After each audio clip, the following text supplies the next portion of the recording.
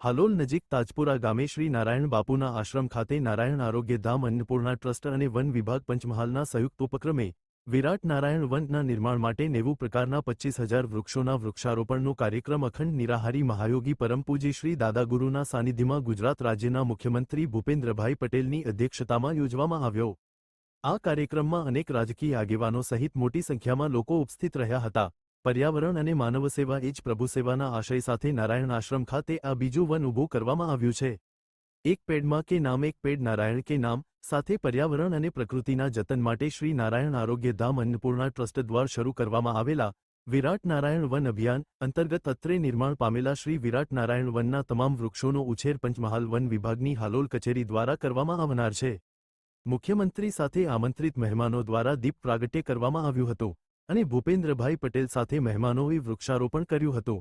અત્રે પધારેલા મંત્રીઓ, સાંસદો અને ધારાસભ્યો સાથે અનેક રાજકીય આગેવાનોએ મુખ્યમંત્રીનું સ્વાગત કર્યું હતું।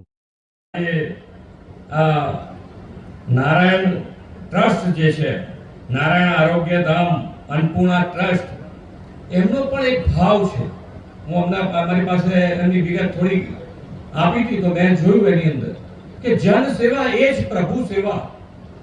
આપણે તો વૃક્ષમાં, હમણાં દાદા ગુરુ કહેતા હતા કે વૃક્ષમાં પણ આપણે આપણી માતાના દર્શન કરી શકતા હોઈએ, વૃક્ષમાં આપણે નારાયણના દર્શન કરી શકતા હોઈએ।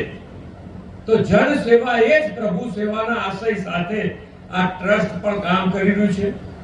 આંખની અહીંયાથી હેલિકોપ્ટર ઉતર્યા પછી અહીંયા ગાડી આવતા હતા, તારા મારા વડીલ મુરબ્બી ભરતસિંહજી કહેતા હતા કે દર વર્ષે 70,000 થી વધારે લોકોના અહીંયા આંખના ઓપરેશન થાય છે વિના મૂલ્યે। બિલકુલ ખૂબ સારી સેવા આ ટ્રસ્ટ દ્વારા થઈ રહી છે અને આ ટ્રસ્ટે અત્યાર સુધીમાં રેકોર્ડ બ્રેક અલગ અલગ 38 પ્રકારના 13,551 વૃક્ષો વાવવાનું પણ કામ કર્યું છે। અને આજે એક પેડ नारायण बापू के नाम एक पेड़ मां के नाम अंतर्गत 25,000 થી વધુ વૃક્ષો વાવવાનું આયોજન એમણે કર્યું છે। એના માટે આ ટ્રસ્ટના સૌ ટ્રસ્ટીશ્રીઓને, નારાયણ ભક્તોને ખૂબ ખૂબ અભિનંદન પાઠવું છું।